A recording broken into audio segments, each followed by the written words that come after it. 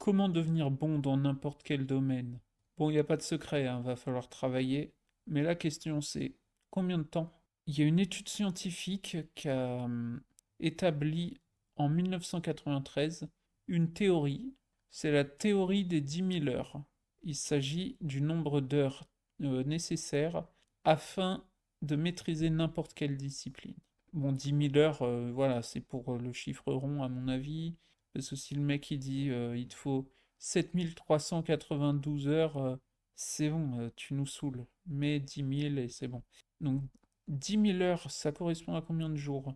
416 jours. Enfin, ça, c'est si on fait 10 000 divisé par 24. Donc nous, on va dire 832 jours.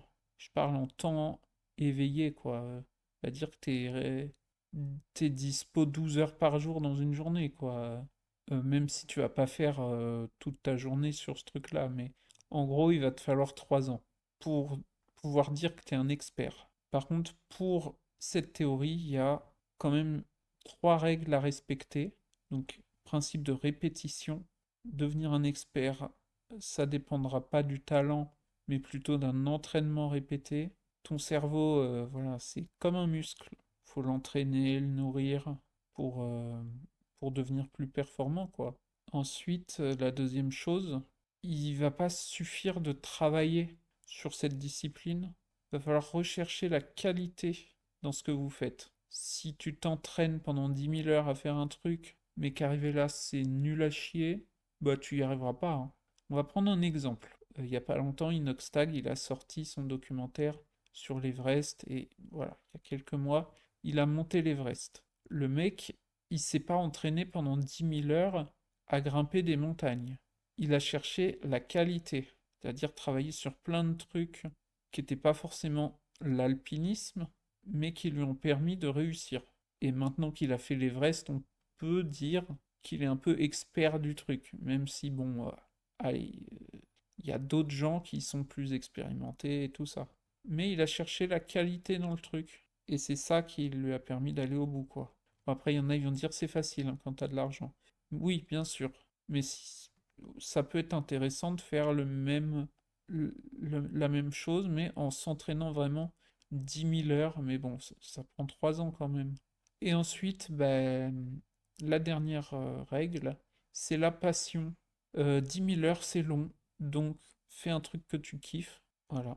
Et le chemin, il sera plus agréable si tu kiffes le truc. Donc après, deuxième partie de la vidéo, on va prendre le problème à l'envers. Tu es peut-être déjà expert dans certains domaines parce que tu as passé 10 000 heures. Par exemple, je sais pas, tu as joué 10 000 heures à Fortnite. On peut dire que tu es un expert de Fortnite. Bon, si tu arrives à faire des top 1, si tu arrives à faire plein de kills dans une partie, parce que si tu as fait 10 000 heures mais que tu es toujours nul, t'es pas un expert, quoi. Mais bon, après 10 000 heures à Fortnite, ça veut dire que il y a d'autres jeux où tu peux être fort. Finalement, t'as travaillé plusieurs compétences. Fortnite, c'est pas une compétence. C'est la compétence réaction, viser, tirer, arriver à faire plusieurs choses en même temps, construire, tirer, ce genre de choses.